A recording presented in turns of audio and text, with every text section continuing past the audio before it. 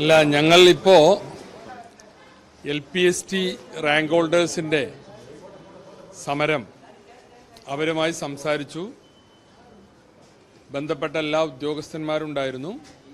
അപ്പോൾ അവരുന്നയിച്ച ആവശ്യങ്ങൾ ആദ്യം ഞങ്ങളൊന്ന് അതിൻ്റെ ഒരു ഹോംവർക്ക് നടത്തിയിരുന്നു, എങ്ങനെയൊക്കെയാണ് അതിന് പോകാൻ കഴിയുക. അപ്പോൾ ആ കാര്യങ്ങൾ പരസ്പരം സംസാരിച്ചു.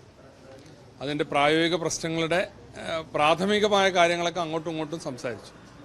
അപ്പോൾ അതിൽ സമരസമിതി ഉന്നയിച്ചതിൽ ഉൾക്കൊള്ളാവുന്ന കാര്യങ്ങളൊക്കെ ഉൾക്കൊണ്ടുകൊണ്ട് ഒരു പരിഹാരത്തിലേക്ക് പോകണമെന്നാണ് ഞങ്ങൾ ആഗ്രഹിച്ചത്.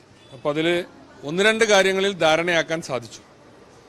പ്രധാനമായും 4-5 പ്രശ്നങ്ങളാണ് സമരസമിതി ഉന്നയിച്ചിരുന്നത്.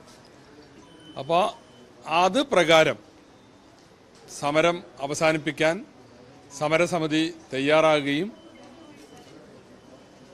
നിരാഹാരം ഈ വിഷയത്തിൽ അനുഷ്ഠിച്ചിരുന്ന വളർമതി അവിടെ വെച്ച് തന്നെ, ഞങ്ങളുടെ ചേംബറിൽ വെച്ച് തന്നെ നമ്മൾ നൽകിയ വെള്ളം കുടിച്ച് നിരാഹാരം അവസാനിപ്പിച്ചു. അവരത് പ്രഖ്യാപിക്കുകയും ചെയ്തു.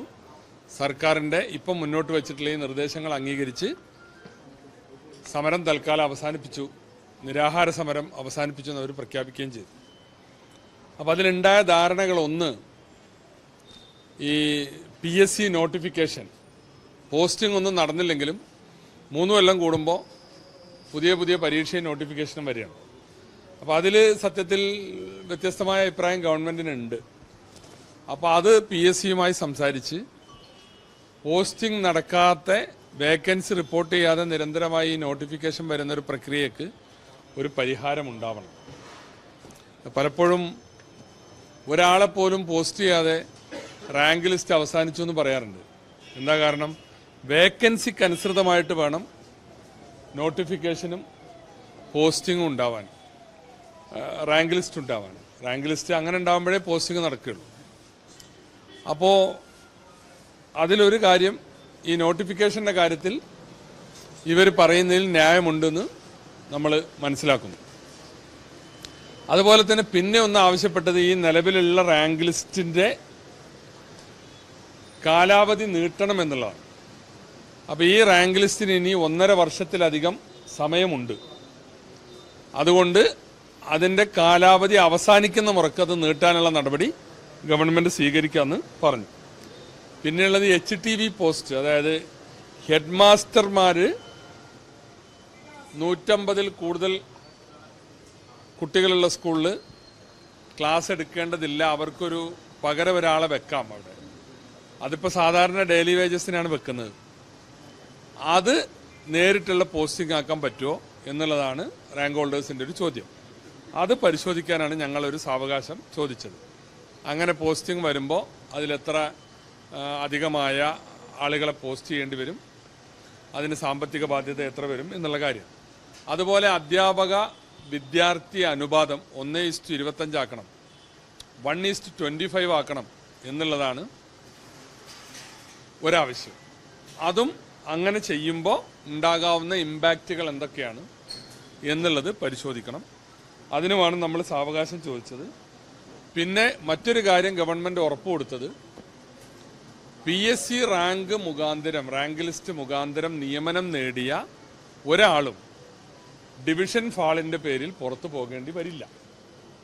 അതിപ്പോൾ ഇന്ന് ഈ ആലപ്പുഴ സംഭവം ഉണ്ടല്ലോ, 33 ആളെ പുറത്താക്കിക്കൊണ്ടൊരു സംഭവം, ഒരു തീരുമാനം അവിടുത്തെ DD എടുത്തല്ലോ, അത് ശരിയല്ല. അത് ഡിവിഷൻ ഫാള് വന്നാൽ ഗവൺമെൻറ് സെക്ടറിൽ PSC മുഖാന്തരം നിയമിക്കപ്പെട്ടതാണ്, അവർക്ക് നിർബന്ധമായും പ്രൊട്ടക്ഷൻ സർക്കാർ തന്നെ റീഅറേഞ്ച് ചെയ്ത് കൊടുക്കാറാണ് പതിവ്. അപ്പോൾ അത് ഒരു കാരണവശാലും ഇനി ഉണ്ടാവില്ല എന്നും ഗവൺമെൻറ്റിൻ്റെ പക്ഷത്ത് നിന്ന് ഉറപ്പ് നൽകുകയുണ്ടായി. ഈ സംഗതികളുടെ വെളിച്ചത്തിൽ ഇപ്പോൾ ഞാൻ കൂടുതലായി പരിശോധിക്കണമെന്ന് പറഞ്ഞ HTV 1:25, ഈ കാര്യങ്ങൾ പരിശോധിച്ച് അതിൽ എന്ത് ചെയ്യാൻ പറ്റുന്നുള്ളൊരു തീരുമാനത്തിലെത്താൻ, സർക്കാരിൻ്റെ ഒരു നിർദ്ദേശം സമർപ്പിക്കാൻ, അതിൻ്റെ പരിഹാരം എന്ത് എന്ന് പറയാൻ ഒക്കെ ആയിട്ട് ഞങ്ങൾ ആദ്യം ആവശ്യപ്പെട്ടിരുന്നത് 2 മാസത്തെ സാവകാശമാണ്. അപ്പോൾ സമരസമിതി പറഞ്ഞു, ഇത് 2 മാസത്തെ സാവകാശം എന്ന് ചോദിച്ചിട്ട് ഇപ്പോൾ 15 ദിവസമായി. അപ്പോൾ അതുകൊണ്ട് അതിൻ്റെ ആ ഡ്യൂറേഷൻ ഒന്ന് കുറയ്ക്കണമെന്ന് പറഞ്ഞു. ആയിക്കോട്ടെ, 45 ദിവസത്തെ സാവകാശം ഈ കാര്യങ്ങളിൽ വ്യക്തമായി എന്ത് ചെയ്യാൻ ഗവൺമെന്റിന് കഴിയും എന്നത് പറയാൻ 1.5 മാസത്തെ സാവകാശം ഗവൺമെന്റിന് ചോദിച്ചത് സമരസമിതി സമ്മതിച്ചു. അപ്പോൾ ഈ പശ്ചാത്തലത്തിൽ സെക്രട്ടേറിയറ്റിൻ്റെ മുമ്പിൽ നടന്ന LPST റാങ്ക് ഹോൾഡേഴ്സിൻ്റെ നിരാഹാര സമരം അവരവസാനിപ്പിച്ചിട്ടുണ്ട്. വളരെ നല്ല നിലയിലുള്ള പരസ്പരം കാര്യങ്ങൾ ഉൾക്കൊണ്ടുകൊണ്ട് ഉള്ള ഒരു ചർച്ചയാണ് നടന്നത്. ആ ചർച്ച വിജയകരമായി പര്യവസാനിച്ചിട്ടുണ്ട്. ഇനി അതിന് ചോദ്യത്തിന് അല്ല, അവർ പറഞ്ഞല്ലോ നിരാഹാരം അവസാനിപ്പിച്ചെന്ന് അവരും നിങ്ങളോട് പറഞ്ഞില്ലേ. അത് ഇനി അവരാണ് പറയേണ്ടത്. ഞങ്ങളോട് സമരം നിരാഹാരം അവസാനിപ്പിച്ചു, ഞങ്ങൾക്ക് ഈ 1.5 മാസത്തെ സാവകാശം അനുവദിച്ചിട്ടുണ്ട്, അതിനുശേഷം ഇനി ചർച്ചയുണ്ടാവും. അല്ല, അത് നമ്മുടെ നിലവിലുള്ള സെക്രട്ടറി, DG, അവരുടെ കീഴിലുള്ള അഡീഷണൽ അസിസ്റ്റന്റ് സെക്രട്ടറീസ്, പിന്നെ ഡയറക്ടർമാർ, അവരൊക്കെ ചേർന്നൊരു സമിതിയാണ് ഇപ്പോൾ ഞങ്ങൾ ചർച്ച ചെയ്തത്. അത് അവരെ തന്നെ നമ്മൾ ചുമതലപ്പെടുത്തുന്നത്.